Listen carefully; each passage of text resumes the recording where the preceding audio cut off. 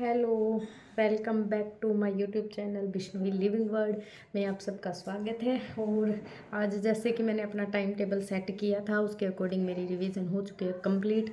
तो ओवरऑल देखा जाए तो मेरी सारी सिलेबस की रिवीजन है वो हो चुकी है। तो अब मैं सुबह से और कल के शेड्यूल में अपने मॉक टेस्ट लेके चल रही हूँ, ताकि मैं मॉक टेस्ट है जैसे मतलब सुबह एक हो जाए दिन में और एक शाम को हो जाए, 3 मॉक टेस्ट एक दिन में होंगे।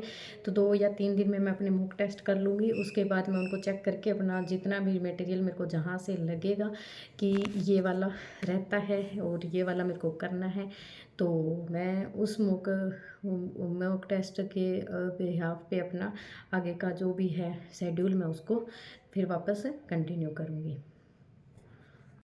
तो मैं मॉर्निंग में सुबह सुबह नहा धोने के बाद अपनी चाय बनाने के बाद पढ़ने बैठ चुकी हूँ।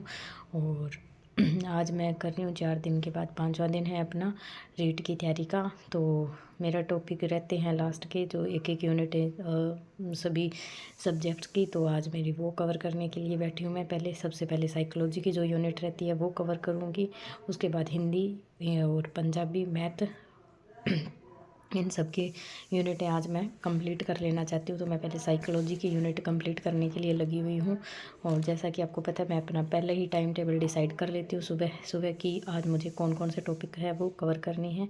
तो उसके अकॉर्डिंग ताकि मेरा पूरा दिन का शेड्यूल है वो अच्छे से होता रहे, तो मैं उसके लिए मैंने टाइम टेबल मैं अपना सेट कर रही हूँ। और उसके बाद मैं अपना टाइम टेबल सेट करने के बाद मैं साइकोलॉजी के जो टॉपिक्स रहे हैं उनको मैं रिवाइज़ कर रही हूँ। और रिवाइज़ करने के साथ साथ मैंने बताया भी है आपको कि मैं शॉर्ट नोट प्रिपेयर करती हूँ। और मेरा सबको भी सजेशन यही रहेगा कि शॉर्ट नोट यानी जो 5 यूनिटें हैं अपनी साइकोलॉजी की, तो अब उनको हम सिर्फ एक पेज पे लेके आना है। शॉर्ट नोट का मतलब ये नहीं कि लंबे लंबे नोट्स लिख के बैठ जाए, नहीं। अब उनको हमें एक फ्रंट का और एक उसके लास्ट का मतलब इतने 2 पेज से अपना वो जो यूनिट है पांचों वो आ जानी चाहिए। जो इम्पोर्टेंट चीज़ें हैं डिटेल में जो चीज़ें अपने को याद करनी थी जो पढ़नी थी वो हो चुकी है। अब हमें बस सिर्फ शॉर्ट्स के अंदर जो चीज़ें हैं वो प्रिपेयर करनी है। तो मैं भी अपनी जो शॉर्ट्स के जो नोट्स होते हैं वो इसी तरह प्रिपेयर करती हूँ कि मेरी जो जितने भी बेसिक टॉपिक होते हैं मैं एक पेज पे लेके आने की कोशिश करती हूँ, ताकि लास्ट टाइम में अपने को क्विकली उनको रिवाइज़ करना ईजी हो जाए। तो मैं सबसे पहले मैं ये सोच रही हूँ कि मैं साइकोलॉजी के जो नोट्स हैं वो प्रिपेयर करूँ। उसके बाद सभी सब्जेक्ट के जितने मुझे लगेंगे, कुछ सब्जेक्ट कैसे हैं कि जिनसे मुझे ना लगे तो मैं उनको छोड़ भी सकती हूँ। तो मोस्टली मेरा यही है। तो मैं साथ में पी रही हूँ चाय और अपनी स्टडी को मैं कंटिन्यू कर रही हूँ। साइकोलॉजी के बाद मैं देखती हूँ कि मुझे हिंदी करनी है या मैथ। तो ये मेरी सुबह की शिफ्ट है। इसके बाद मैंने अपना लिया है लंच, जिसमें मैंने आलू की सब्ज़ी और दही लिया है। और लंच के बाद मैं वापस से अपने सेकंड ये जो सब्जेक्ट्स हैं उनको कवर करने के लिए वापस पढ़ाई के लिए बैठ चुकी हूँ, क्योंकि मुझे यह है कि मेरा सिलेबस जितना जल्दी कवर हो जाए, रिवीजन पूरा हो जाए, तो मुझे मॉक टेस्ट लगाने हैं, ताकि मैं एनालाइज़ कर पाऊँ कि मेरा कितना रिवीजन हो चुका है और मेरा कहाँ कौन सा पोर्शन मेरा वीक रह रहा है, तो मैं उस पर वर्क कर पाऊँ। मेरे पास इतने दिन हो 4 5 6 दिन, ताकि मैं उनमें वापस से अच्छे से अपना जो है स्टडी उसको मैं अब प्रॉपर तरीके से कर पाऊँ। तो इसके लिए मैं अब वापस से स्टडी करने बैठ गई हूँ। और जो चीज़ें मुझे इम्पोर्टेंट लग रही है मैं उनको नोट डाउन करती जा रही हूँ, ताकि मैं उनको फिर क्विकली रिवाइज़ कर पाऊँ। तो मेरा आज का सिलेबस जितना भी है मैं उसको कंप्लीट करने की कोशिश कर रही हूँ और टाइम टेबल को मैनेज करके मैं चल रही हूँ अपना। तो अब मैं यहाँ पे सारा जितना भी मेरा हिंदी का और पंजाबी का टॉपिक्स हैं मैं उनको कवर करने की कोशिश कर रही हूँ। देन उसके बाद मेरा रहेगा मैथ का।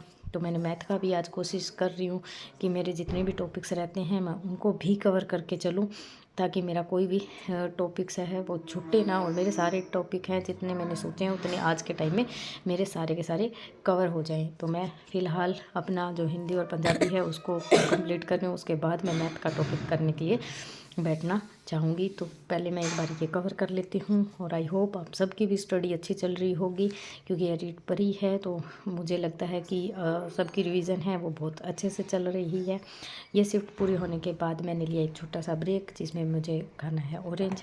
और ऑरेंज खाने के बाद, क्योंकि हमें हेल्दी भी रहना है अपने एग्ज़ाम से पहले, तो उसके बाद मैं अपनी मैथ की रिवीजन और साइकोलॉजी का एक टॉपिक छोटा था तो मैंने सोचा कि मैं मैथ से पहले उसे पूरा करूँगी, ताकि मेरा साइकोलॉजी वाला का जितना भी पोर्शन है वो कंप्लीट हो जाए, उसके बाद मैथ का जो भी टॉपिक रहेगा मैं उसको कवर करूँगी। तो मैंने इतना टॉपिक आज कवर कर लिया है।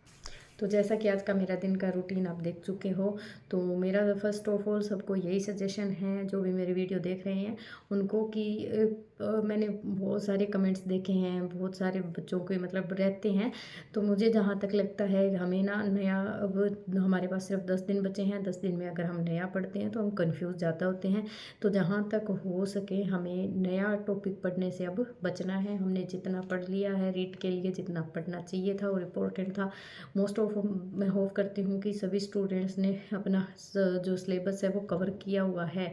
और अगर मान भी लो अगर दो चार टॉपिक छूटते भी हैं तो भी उनको अब छोड़ दो, क्योंकि हमारे पास और बहुत सारा पोर्शन है जिससे अपना रीड का पेपर वो अच्छे से क्वालिफाई हो सकता है। तो उसी को बार बार रिवाइज करो जितना हो सकता है। एक नए टॉपिक को पढ़ने के लिए अपने को टाइम ज़्यादा लगता है।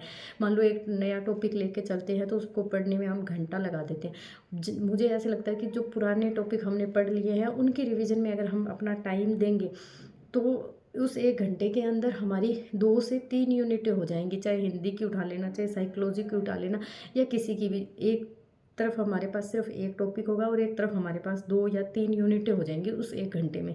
तो हमें एक रिप्रोडक्टिव टाइम पीरियड अपना यूज़ करना है और रिप्रोडक्टिव प्रोडक्ट निकालना है कि हाँ आज का इतना हो चुका है। तो मेरा पर्सनली यही सजेशन है सबको, और मैं खुद यही कर रही हूँ, क्योंकि मैंने पहले एग्ज़ाम दिए हैं। तो देखो गलतियाँ हैं और इंसान अपनी ही गलतियों से सीखता है। तो मुझे ऐसे लगता है कि हमें अपना जो पहले पढ़ चुके हैं हमें वही पढ़ना चाहिए। अब एटलीस्ट इन 10 डेज़ में तो हमें नई चीज़ें बिल्कुल भी नहीं छेड़नी है।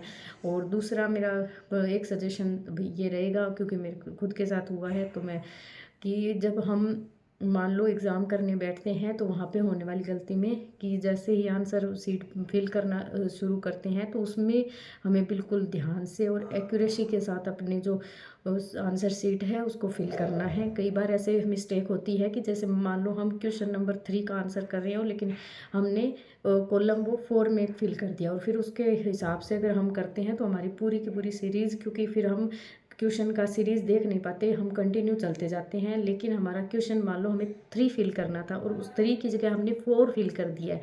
और उसके बाद हम जैसे मतलब कंटिन्यू करते जाएंगे तो पूरी एक सीरीज़ बिगड़ जाती है। तो इन ऐसे छोटी छोटी गलतियों से बचना है। जो पढ़ लिया है उसको बार बार अपने को पढ़ना है, नया पढ़ने से बिल्कुल बचना है हमें। तो ये मेरे जो कुछ सुझाव थे, और बाकी भी किसी के पास हो तो जैसे मैंने बता रखा है कि आप कमेंट बॉक्स में जाइए और कमेंट्स में मुझे भी कोई भी सजेशन आपको लगे तो आप मुझे भी बता सकती हैं। और एक मेरा इस वीडियो में और रहेगा कि आजकल ये अनुप्रीति कोचिंग वाला चला हुआ है, तो मैं इसका बता दूं कि अनुप्रीति कोचिंग एक तो राजस्थान के बच्चे ही अप्लाई कर सकते हैं, और ये सबका जैसे मान लो सभी कोर्सेज़ के लिए हैं, और जो प्राइवेट जितने भी कोचिंग सेंटर हैं वहाँ के लिए फिल किया जा सकता है, फॉर्म है। उसकी डेट बढ़ा दी गई है, 23 फरवरी है अब वो उसकी लास्ट डेट है। और मेरिट बेस के बिहाफ पे इसके अंदर सिलेक्शन होता है। मेरिट के मतलब मान लो कि जैसे आप अगर RAS के लिए, UPSC के लिए फाइट करना चाहते हो, उसके लिए आप अपना फॉर्म फिल करना चाहते हो, तो आपके +2 के मार्क्स हैं उनको ध्यान में रखा जाएगा। और जितनी भी टीचिंग वैकेंसी है अगर आप उनके लिए प्रिपेयर कर रहे हो और उनके लिए अगर आप अपना करना चाहते हो भी अप्लाई, तो उसमें B.Ed का मार्क्स है वो कंसिडर किए जाएंगे। तो जो अनुप्रीति कोचिंग योजना है उसके अंदर आपका सबका जो रूटीन मतलब जो है वो आपका फॉर्म की डेट है वो 23 फरवरी लास्ट है। तो जो भी अप्लाई करना चाहता है वो कर सकता है, बट वो कैंडिडेट सिर्फ राजस्थान का होना चाहिए, क्योंकि इस फॉर्म में राजस्थान का डोमिसाइल है वो यूज किया जाएगा।